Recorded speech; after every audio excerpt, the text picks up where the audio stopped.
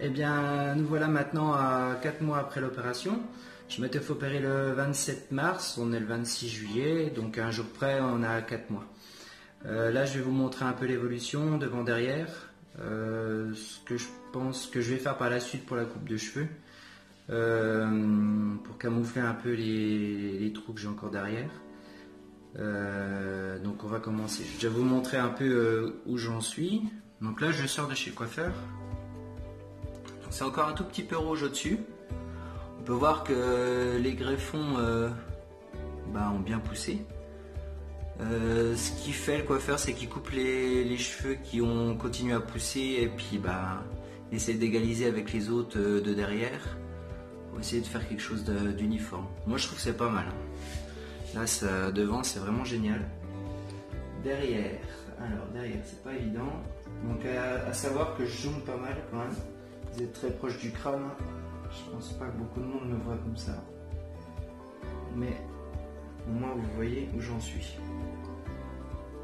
Donc voilà, moi j'ai le reflet en plus sous le crâne, donc j'ai vraiment tout pour vous montrer au maximum et c'est pas forcément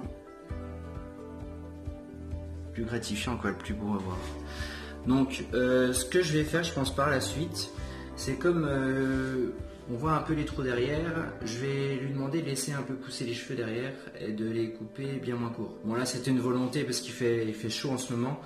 Je voulais les couper courts autour des oreilles pour avoir moins chaud. Je pense que la prochaine fois je ferai différemment et je les laisserai un peu plus pousser parce que dès qu'il y a un petit peu de longueur on voit plus du tout les trous derrière. Et surtout les rougeurs, c'est les rougeurs qui font sortir les trous. Et c'est à cause des rougeurs qu'on remarque bien qu'il y a des trous. Que je remarque bien parce que le coiffeur me disait c'est normal, tu as l'habitude, tu focalises un peu là-dessus alors qu'il n'y a pas lieu. Quand on regarde normalement ça choque pas. À une distance normale, ça choque pas du tout. Par contre, là où ça fait vraiment plaisir, c'est l'évolution devant. On n'est qu'à 4 mois, donc à un tiers du résultat normalement, parce que c'est 12 mois le résultat final. Moi, je trouve que c'est vraiment sympa, quoi. Au point que je me rends plus compte que je perdais vraiment mes cheveux devant, quoi. On s'habitue vite dans le sens là.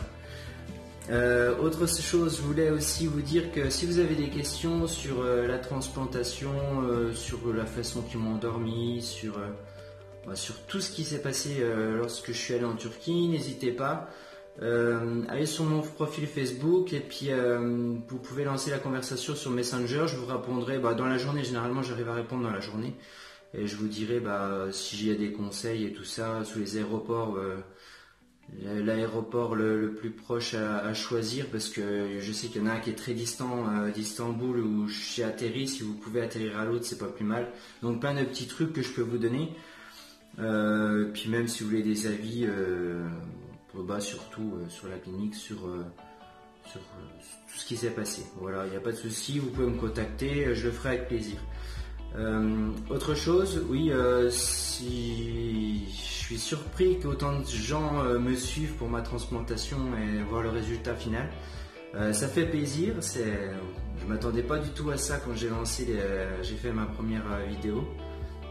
Donc merci, et puis ceux que ça intéresse de voir, je ferai de toute façon une vidéo jusqu'à la fin, jusqu'aux 12 mois pour vous montrer où j'en serai à ce moment-là et puis le résultat final.